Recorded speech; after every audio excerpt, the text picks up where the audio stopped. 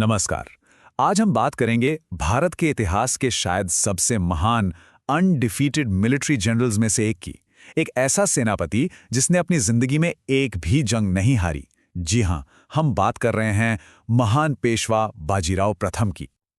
ये जो बात है ना, ये सिर्फ एक लाइन नहीं है। इस एक लाइन में बाजीराव का पूरा विजन छिपा हुआ था। उनका एम्बिशन, मराठा साम्राज्य के लिए उनका सपना, सब कुछ। उन्होंने मुगल साम्राज्य को देखा और उन्हें क्या दिखा? एक विशाल लेकिन मुरझाता हुआ पेड़। और उनकी स्ट्रैटेजी बिल्कुल साफ थी। पत्तों और टहनियों से लड़कर क्या फायदा? वार करना है तो सीधा तने पर करो, जड़ पर करो। और मुगल साम्राज्य की जड़ कहां थी? दिल्ली में। लेकिन बाजीराव को समझने से पहले उस दौर को समझना जरूरी है जिसमें उनका उदय हुआ। तो चलिए थोड़ा टाइम में पीछे चलते हैं। 18वीं शताब्दी के शुरुआती सालों में, जब पूरा हिंदुस्तान एक सियासी तूफान से गुजर रहा था। तो देखिए 1707 में क्या हुआ। मुगल बादशाह औरंगजेब की मौत हो गई। उसके 27 साल लंबे दक्कन युद्ध ने मुगल खजाने को खाली कर दिया था। जैसे ही वो गया, एक पावर वैक्यूम बन गया। मुगलों ने मराठा शहजादे शाहू महाराज को कैद से रिहा कर दिया। मगर इससे फायदे की जगह मराठा खेमे में ही सिविल वॉर शुरू हो गई। एक तरफ शाहू, दूसरी तरफ उनकी चाची ताराबाई। फिर सीन में आए बालाजी विश्वनाथ। 1713 में वो पेशवा बने और उन्होंने शाहू की पोजीशन को स्थिर किया, चीजें संभाली।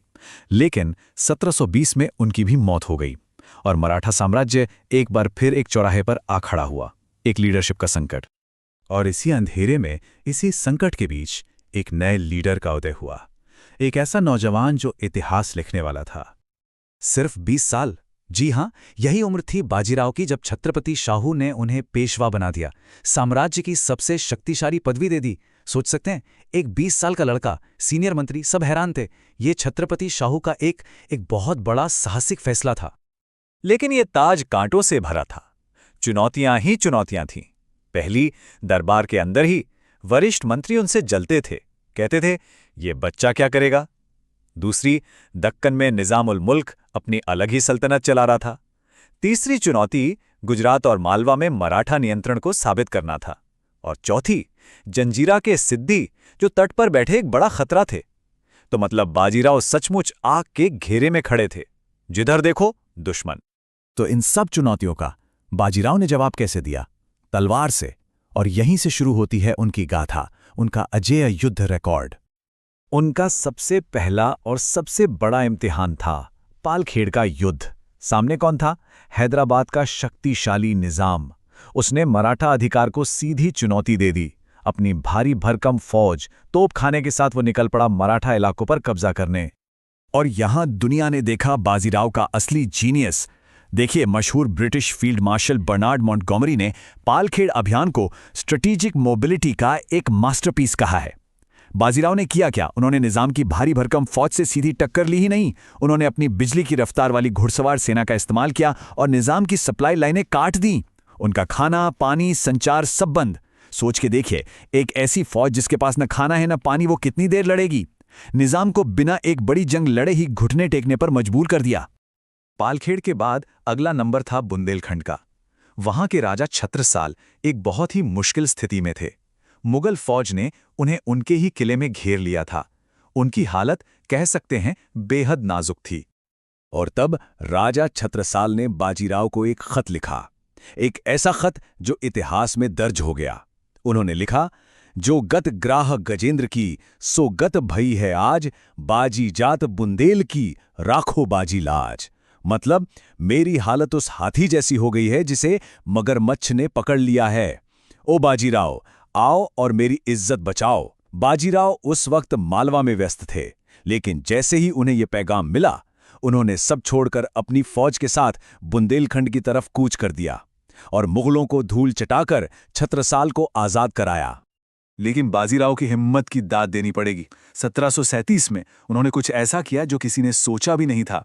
उन्होंने सीधा मुगल राजधानी दिल्ली पर ही धावा बोल दिया। और इसका तरीका देखिए, मुगल फौज आगरा में उनका इंतजार कर रही थी। सबको लगा बाजीराव वहीं से आएंगे, मगर बाजीराव वो अपनी सेना को अनजान पहाड़ी रास्तों से लेकर सीधा दिल्ली के दरवाजे पर जा पहुंचे। मुगल बादशाह, उनके सेनापति, सबके होश उड़ गए थे। उन्हें पता ही नहीं चला कि बाजीराव कब आ गए। तो सवाल यह है कि आखिर उनकी जीत का राज क्या था? इसे हम बाजीराव सिद्धांत कह सकते हैं। उनकी फौज में हर 2 सिपाहियों के लिए एक अतिरिक्त घोड़ा होता था, ताकि सेना थके नहीं, तेजी बनी रहे। कोई भारी तोपखाना नहीं, कोई ज्यादा सामान नहीं, रास्ते में जो मिलता उसी से काम चलाते। उनका सबसे बड़ा हथियार था दुश्मन की सप्लाई लाइनों को काटना, और सबसे जरूरी, वो हमेशा आगे से नेतृत्व करते थे, जिससे उनके सैनिकों का मनोबल हमेशा ऊंचा रहता था। सरप्राइज अटैक, गुरिल्ला रणनीति, बस यही उनका स्टाइल था जिसने उन्हें अजेय बना दिया।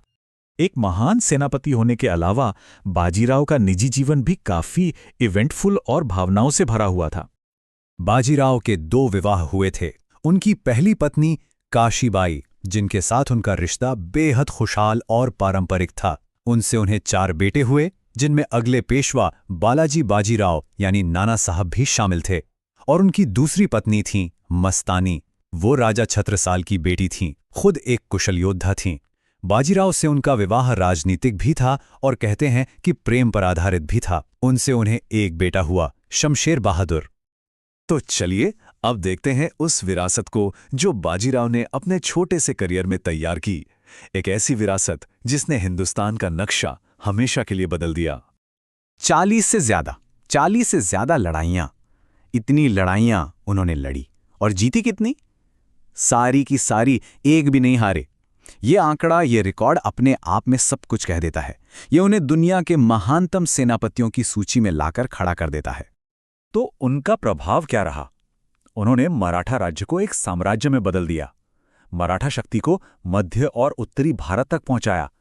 एक समय के शक्तिशाली मुगल साम्राज्य को घुटनों पर ला दिया। 18वीं सदी के भारत का पूरा राजनीतिक नक्शा ही बदल डाला। और अफसोस की बात यह है कि ये सब उन्होंने किया सिर्फ 20 साल के करियर में। 1740 में सिर्फ 39 साल की उम्र में एक अचानक बुखार से इस महान योद्धा की मृत्यु हो गई। और यही बात हमें एक बहुत बड़े सवाल पर लाकर खड़ा कर देती है।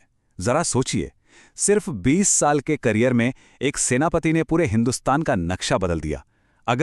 अगर उनकी जिंदगी 39 साल में खत्म न हुई होती तो आज का इतिहास, आज का हिंदुस्तान कैसा होता? उनकी क्षमता कितनी आगे जाती? ये एक ऐसा सवाल है जिसका जवाब शायद इतिहास के पन्नों में कभी नहीं मिलेगा।